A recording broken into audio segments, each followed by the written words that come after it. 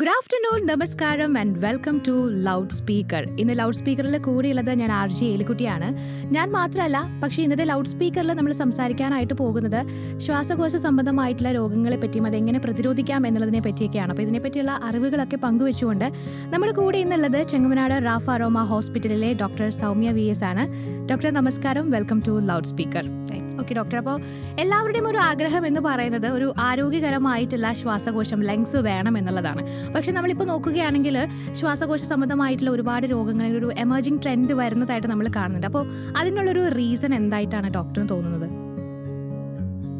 അതിൽ ഏറ്റവും വലിയ കാരണം പുകവലി, അതേപോലെ അന്തരീക്ഷ മലിനീകരണം, പിന്നെ നമ്മൾ ജോലി റിലേറ്റഡ് ആയിട്ടുള്ള ജോലി സ്ഥലത്ത് നമ്മളൊരു പേഴ്സണൽ പ്രൊട്ടക്റ്റീവ് എക്യുപ്മെൻറ്റ്സ് ആ പൊടികളിൽ നിന്നും ഉള്ള ഫ്യൂംസിൽ നിന്നൊക്കെ നമ്മളെ സഹായിക്കുന്ന മാസ്കും കാര്യങ്ങളും അതൊന്നും ഉപയോഗിക്കാതിരിക്കുമ്പോൾ ലോങ് ടേമിൽ നമുക്ക് അസുഖങ്ങൾ വരാറുണ്ട്. അതേപോലെ കമ്മ്യൂണിറ്റിയിൽ കാണുന്ന വൈറൽ ഇൻഫെക്ഷൻസ്, അതിന് എഗെയിൻസ്റ്റ് ആയിട്ടുള്ള വാക്സിനുകളും കാര്യങ്ങളും ഉണ്ട്, പക്ഷേ അധികമാരും അത് എടുക്കാറില്ല. അപ്പോൾ അതൊക്കെയാണ് പൊതുവായിട്ടുള്ള കാരണങ്ങളായിട്ട് തോന്നുന്നത്. ഓക്കെ, നമ്മൾ പണ്ട് മുതൽ ഈ ഒരു ലങ് റിലേറ്റഡ് ആയിട്ടുള്ള ഡിസീസ് എന്ന് പറയുമ്പോൾ നമ്മൾ കേൾക്കാറുള്ളത് ആസ്മയാണ്, പിന്നെ ഒന്ന് നമ്മൾ കേൾക്കുന്നത് ലങ് ക്യാൻസർ എന്നുള്ളതാണ്. പിന്നെ ഇപ്പോഴത്തെ ഒരു കാലഘട്ടത്തിലേക്ക് വന്നപ്പോഴാണ് നമ്മൾ COPD എന്നുള്ളൊരു അസുഖത്തെ പറ്റിയൊക്കെ കേട്ടിട്ടുള്ളത്. അപ്പം ഏറ്റവും കോമൺ ആയിട്ട് നമ്മൾ കാണുന്ന ഒരു റെസ്പിറേറ്ററി കണ്ടീഷൻസ് ഏതൊക്കെയാണ് ഡോക്ടർ? ഏറ്റവും കോമൺ ആയിട്ട് ഈ പറയുന്നത് പോലെ ആസ്മ, അതേപോലെ COPD. ആസ്മ പോലെ ഇമ്പോർട്ടൻ്റ് ആണ് COPDയും, അതേപോലെ ലങ് ക്യാൻസേഴ്സ്, പിന്നെ അലർജിക് റൈനൈറ്റിസ് എന്ന് പറയും. അത് തണുപ്പോ അല്ലെങ്കിൽ പൊടിയോ അടിക്കുമ്പോൾ അധികമായിട്ടുള്ള തുമ്മൽ, ജലദോഷം, അങ്ങനെയൊക്കെയുള്ള കാര്യങ്ങൾ.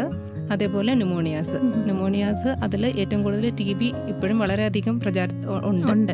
അപ്പം ഒന്ന് കമ്മ്യൂണിറ്റി ഒക്കെ ആയിട്ട് സാധാ ബാക്ടീരിയ കൊണ്ടും അല്ലാതെ TB കാരണമുള്ള ന്യൂമോണിയാസ്, ഇതൊക്കെയാണ് നമ്മുടെ നാട്ടിൽ കൂടുതലായിട്ട് കണ്ടുവരുന്നത്. അപ്പോൾ ഇതിൽ ഏറ്റവും നമ്മൾ ഭയപ്പെടേണ്ട ഒരു റെസ്പിറേറ്ററി കണ്ടീഷൻ ഏതായിരിക്കും? ഭയങ്കര തീവ്രമായിട്ട് ഒരാൾക്ക് എഫക്റ്റഡ് ആയിട്ടുണ്ടെങ്കിൽ പ്രശ്നമാവാൻ പറ്റുന്നത്?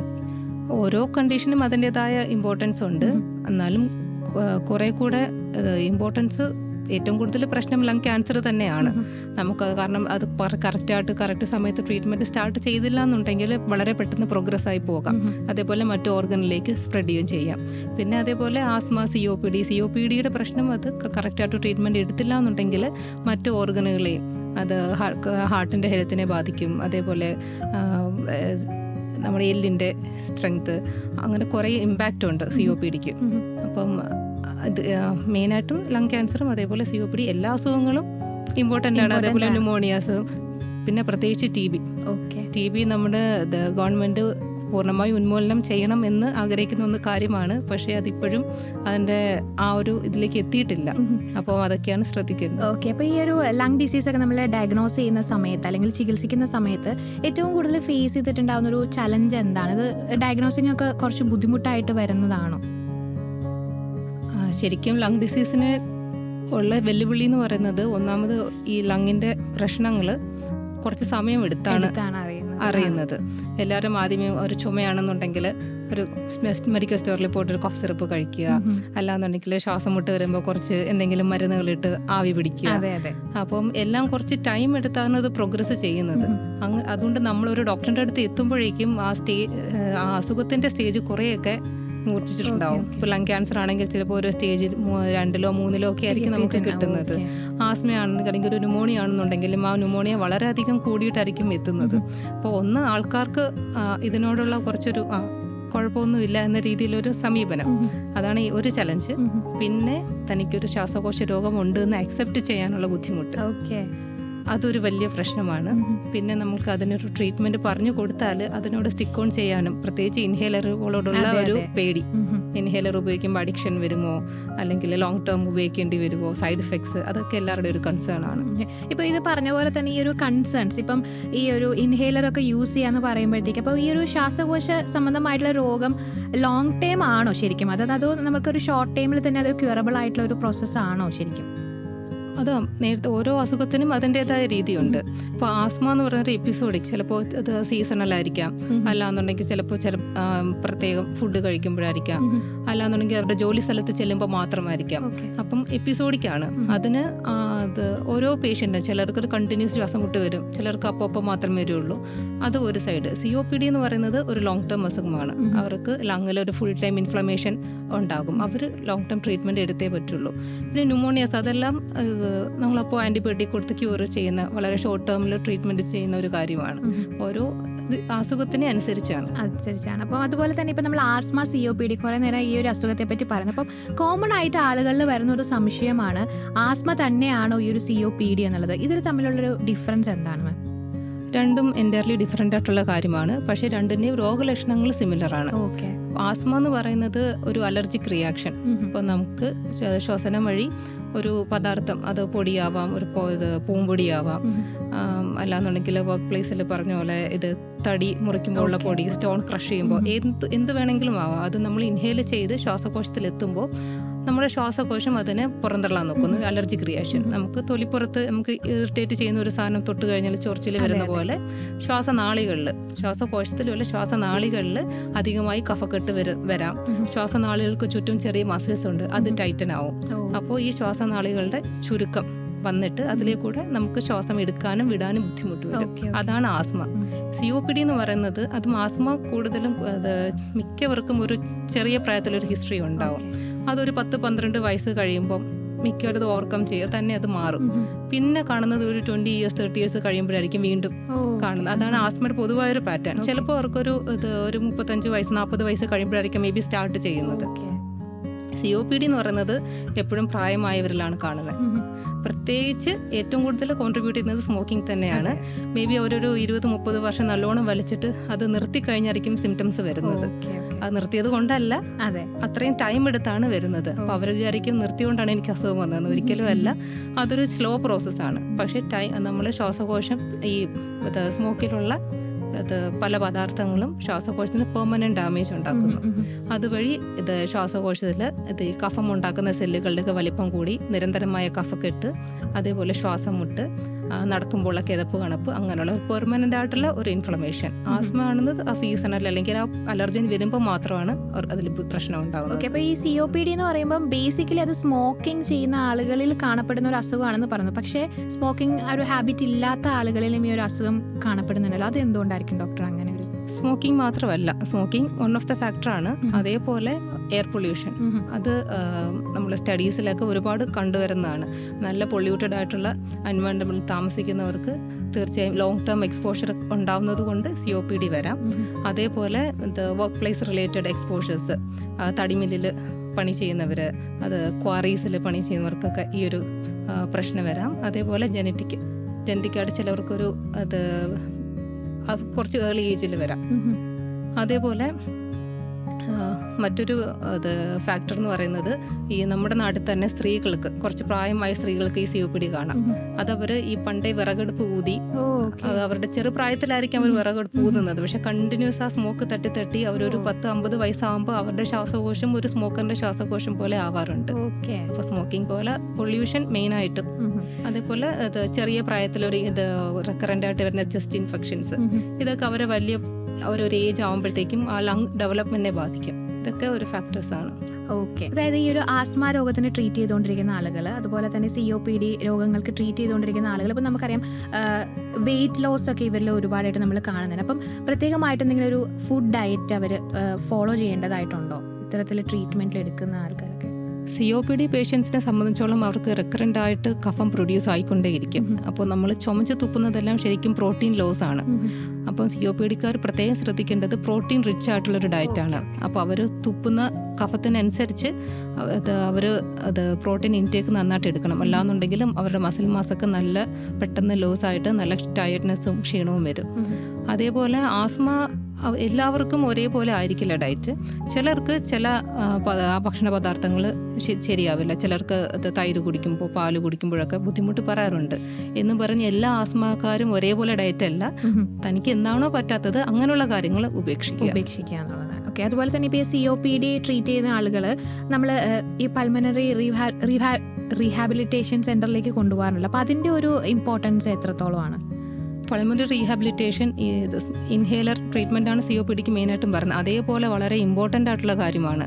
പ്രത്യേകിച്ച് ഒരു അഡ്വാൻസ് സ്റ്റേജിലുള്ള റീഹാബിലിറ്റേഷൻ. അത് അഡ്വാൻസ്ഡ് അല്ല, നമ്മൾ ഏർലി സ്റ്റേജിൽ തന്നെ തുടങ്ങണം. ഇവർക്ക് ശ്വാസകോശം ഓവറായിട്ട് അത് വീർക്കുകയും ശ്വാസം എടുക്കാനായിട്ടുള്ള ബുദ്ധിമുട്ടാണ് COPDക്കാർ, അതിൽ പ്രത്യേകിച്ച് എംഫൈസിമ ഉള്ള കാറ്റഗറിക്കാർക്ക്. അപ്പം റീഹാബിലിറ്റേഷനിൽ ചെയ്യുന്നത് ഒന്ന് പ്രോപ്പറായിട്ട് വാക്സിൻസ് അവരെ കൊണ്ടെടുപ്പിക്കുക, അത് അവരുടെ ഉള്ള അസുഖങ്ങൾ ഇനി പ്രോഗ്രസ് ചെയ്യാൻ നോക്കുക.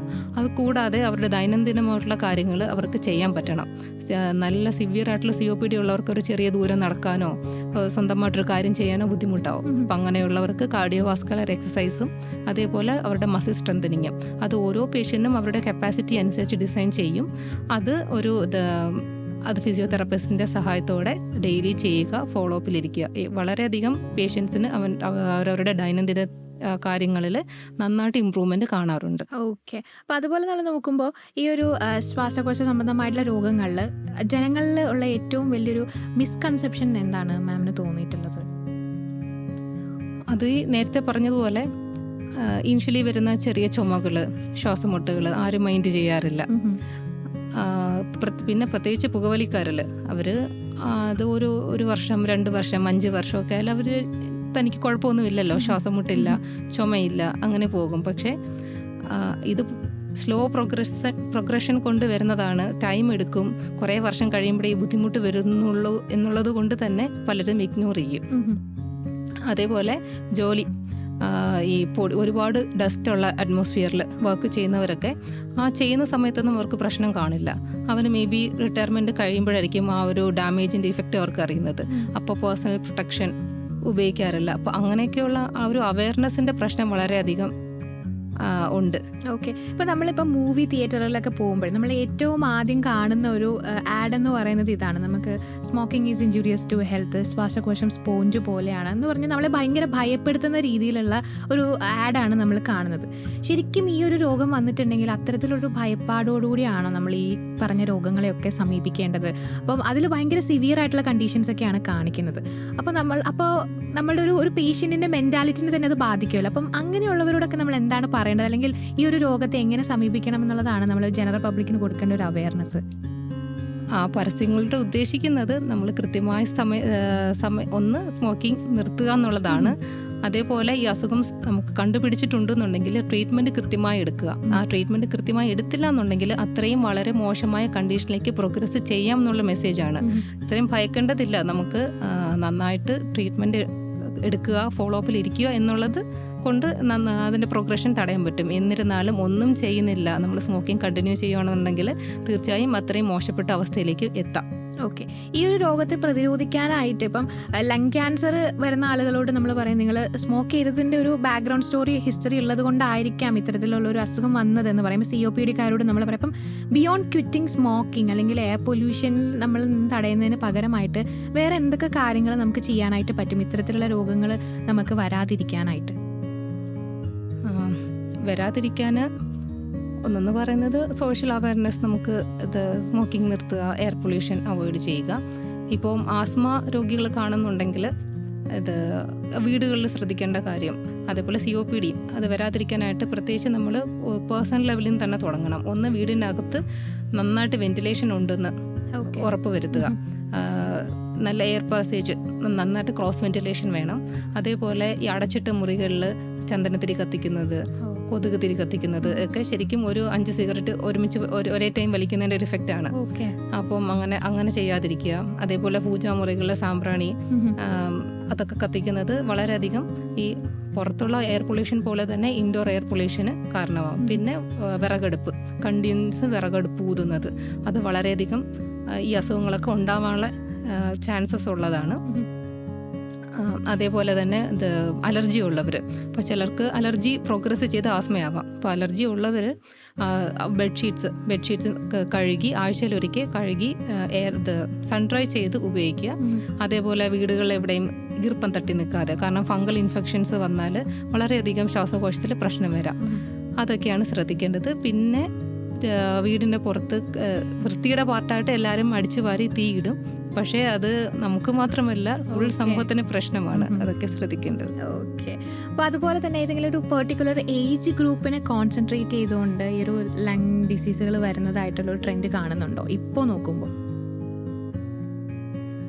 ഏജ് ഗ്രൂപ്പ് അത് ഓരോ അസുഖത്തിനനുസരിച്ചാണ്. ഇപ്പോൾ സ്മോക്കേഴ്സിലാണെന്നെങ്കിൽ ഒരു 40 ഇയേഴ്സ് കഴിയുമ്പോഴാണ് അവർക്ക് ഒരു സിംറ്റംസ് എല്ലാം സ്റ്റാർട്ട് ചെയ്യുന്നത്. ആസ്മ കുറേ ഇതൊരു ഒന്ന് നല്ല ചൈൽഡ് ഒരു 5 വയസ്സ് തൊട്ട് ഒരു 12 വയസ്സ് വരെ കാണാറുണ്ട്. അല്ലാന്നുണ്ടെങ്കിൽ ഇപ്പം വരുന്നത് ഒരു ബ്രോങ്കൈറ്റിസ്, അതായത് ഒരു വൈറൽ ഇൻഫെക്ഷൻ വന്നു കഴിഞ്ഞ് ചിലപ്പോൾ നിർത്താതെയുള്ള ചുമ, അല്ലാന്നുണ്ടെങ്കിൽ വീസിങ്, ഇതുവരെയും അലർജി ഇഷ്യൂസ് ഇല്ലാത്ത ആൾക്കാർക്ക് അത് കൂടുതലും ഒരു യങ്ങർ ജനറേഷൻ, ഒരു 20 to 40 ഇയേഴ്സിനുള്ളിലാണ് അത് കൂടുതലും കണ്ടുവരുന്നത്. അപ്പോൾ അതുപോലെ തന്നെ ഞാൻ നേരത്തെ പറഞ്ഞതുപോലെ തന്നെ നമ്മുടെ എല്ലാവരുടെയും ആഗ്രഹം ആരോഗ്യകരമായിട്ടുള്ള ഒരു ലങ്സ് ഉണ്ടാവണം എന്നുള്ളതാണ്. കാരണം നമുക്ക് നന്നായി ബ്രീത്ത് ചെയ്യാൻ പറ്റണം എന്നുള്ളതാണല്ലോ. അപ്പോൾ ശ്വാസകോശ സംബന്ധമായിട്ടുള്ള രോഗം വരാൻ ആരും അത്ര ഇഷ്ടപ്പെടുന്നതല്ല. അപ്പോൾ നമുക്കൊരു ഹെൽത്തി ലങ്സ് ഉണ്ടാവാൻ വേണ്ടിയിട്ട് നമ്മുടെ ജീവിതശൈലിയിൽ വരുത്തേണ്ട മാറ്റങ്ങൾ എന്തൊക്കെയായിരിക്കും ഡോക്ടർ? ജീവിതശൈലിയിൽ എഗെയിൻ പുകവലിക്കരുത്. നമ്മൾ നേരത്തെ പറഞ്ഞ പോലെ നന്നായിട്ട് എയർ സർക്കുലേഷൻ വീടുകളിൽ ശ്രദ്ധിക്കുക. വീടുകളിൽ ഒന്നും കൂട്ടിയിട്ട് കത്തിക്കാതിരിക്കുക. എല്ലാം പ്രോപ്പറായിട്ടുള്ള വേസ്റ്റ് ഡിസ്പോസൽ അത് സ്വീകരിക്കുക. അതേപോലെ ഡെയിലി വ്യായാമം വളരെ ഇമ്പോർട്ടൻ്റ് ആണ്. പ്രത്യേകിച്ച് നമ്മൾ ഈ പൾമണറി റീഹാബിലിറ്റേഷൻ കൊണ്ട് ഉദ്ദേശിക്കുന്നതാണ്. നല്ല രീതിയിൽ നമ്മൾ chest and upper body muscles develop ആണെങ്കിൽ തന്നെ നമുക്ക് ശ്വസിക്കാനായിട്ട് അത് ഏറെ സഹായിക്കും. അതേപോലെ ക്ലീൻ എയർ മാക്സിമം അത് ഇരിക്കാൻ ശ്രദ്ധിക്കുക. പിന്നെ വർക്ക് ചെയ്യുന്നവർ, നല്ല ഡസ്റ്റി എൻവയൺമെൻറ്റിൽ വർക്ക് ചെയ്യുന്നവർ കൃത്യമായിട്ടുള്ള പേഴ്സണൽ പ്രൊട്ടക്റ്റീവ് എക്യുപ്മെൻറ്റ്സ് ഉണ്ട്, റെസ്പിറേറ്റർ മാസ്ക് ഉണ്ട്. അപ്പം ഓരോ ഫാക്ടറി അല്ലെങ്കിൽ ഓരോ കമ്പനിക്കും അതിൻ്റെതായ ഗൈഡ് ലൈൻസ് ഉണ്ട്, ഇന്നതിനത് ഉപയോഗിക്കണം. അതൊക്കെ കൃത്യമായിട്ട് ഉപയോഗിക്കാൻ ശ്രദ്ധിക്കുക. ഓക്കെ. അപ്പം ഈ ഒരു ലങ് കണ്ടീഷൻസിൽ ഇപ്പോൾ നിൽക്കുന്ന ആളുകൾ അല്ലെങ്കിൽ ഏർലി സ്റ്റേജിൽ ഇപ്പോൾ ഡയഗ്നോസ് ചെയ്തിട്ടുള്ള ആളുകൾക്കൊക്കെ കൊടുക്കാനുള്ളൊരു അഡ്വൈസ് എന്തായിരിക്കും മാം? ഒന്ന്, നിങ്ങളുടെ രോഗത്തിനെ നിങ്ങൾ അക്സെപ്റ്റ് ചെയ്യുക. ഇന്നതാണ് നമ്മുടെ പ്രശ്നമെന്ന് മനസ്സിലാക്കുക. എന്തെങ്കിലും ഡൗട്ട് ഉണ്ടെങ്കിൽ നിങ്ങളുടെ ഡോക്ടറിനോട് ചോദിച്ച് എന്താണ് ചെയ്യേണ്ടതെന്നും ചെയ്യേണ്ടാത്തതെന്നും കൃത്യമായി മനസ്സിലാക്കുക. കൃത്യമായി ഫോളോ അപ്പിലിരിക്കുക. മരുന്നുകൾ ഉപയോഗിക്കുക. അതേപോലെ ഇതിനെപ്പറ്റി കൂടുതൽ നിങ്ങൾ മറ്റുള്ളവർക്കും പറഞ്ഞു കൊടുക്കുക. ഓക്കെ. അപ്പോൾ പുകവലി നിർത്താനായിട്ട് ഇപ്പോൾ നമ്മളൊരു ഫ്രണ്ടിനെ ഹെൽപ്പ് ചെയ്യണമെങ്കിൽ നമ്മൾ അവരെ എങ്ങനെയായിരിക്കും നമ്മൾ അവർക്കൊന്നൊരു അവയർനെസ് കൊടുക്കാനായിട്ട് പറ്റുക? ആസ് എ കോമൺ പീപ്പിൾ എന്ന നിലയിൽ നമുക്കറിയാം സ്മോക്കിംഗ് എപ്പോഴും നമ്മൾക്ക് മാത്രമല്ല നമ്മുടെ കൂടെ നിൽക്കുന്ന ആളുകൾക്കും അത് വളരെ ഇഞ്ചുറീസ് ആയിട്ട് മാറുന്ന ഒരു കാര്യമായിരിക്കും. അപ്പം അവരെ അതിൽ നിന്ന് പിന്തിരിപ്പിക്കാനായിട്ട് ആസ് എ കോമൺ മാൻ എന്ന നിലയിൽ നമുക്ക് എന്തൊക്കെ കാര്യങ്ങൾ ചെയ്യാനായിട്ട് പറ്റും? പിന്തിരിപ്പിക്കാനുള്ളത് ഒന്ന്, അവരെ ഇതിൻ്റെ ദൂഷ്യവശങ്ങൾ പറഞ്ഞ് മനസ്സിലാക്കിക്കുക. ഇനി അത് സ്മോക്കിംഗ് നിർത്തണം എന്നുണ്ടെങ്കിൽ അത് അയാൾ തന്നെ വിചാരിക്കണം. അത് സെൽഫ് മോട്ടിവേഷൻ വളരെ ഇമ്പോർട്ടൻ്റ് ആണ്. അപ്പം പ്രത്യേകിച്ച് അങ്ങനെ സെൽഫ് മോട്ടിവേറ്റഡ് ആൾക്കാർക്ക് ചിലപ്പം ആ ഒരു അഡിക്ഷൻ കാരണം അല്ലെങ്കിൽ വിഡ്രോവൽ സിംറ്റംസ് കാരണം ചിലപ്പോൾ നിർത്താൻ പറ്റില്ല. അപ്പോൾ നമുക്ക് കുറേ സെൻറ്റേഴ്സ് ഉണ്ട്. നമുക്ക് അവർക്ക് ശരിക്കും അവർക്ക് നിർത്തണമെന്ന് താല്പര്യമുണ്ടെന്നുണ്ടെങ്കിൽ അതിനുള്ള കൗൺസിലിംഗ് കൊടുക്കുന്ന സെൻറ്റേഴ്സ് ഉണ്ട്. അതേപോലെ അതിന് സൈഡ് എഫക്ട്സ് പ്രശ്നമൊന്നും ഇല്ലാത്ത ഒരുപാട് മെഡിക്കേഷൻസ് ഉണ്ട്. അപ്പം അതെല്ലാം അതിൻ്റെ അവൈലബിലിറ്റി അവരെ പറഞ്ഞ് മനസ്സിലാക്കുക. അങ്ങനെ അവർക്ക് ആഗ്രഹമുണ്ടെന്നുണ്ടെങ്കിൽ ഇതുപോലുള്ള സെൻറ്റേഴ്സിലേക്ക് അവരെ ഡയറക്റ്റ് ചെയ്യുക.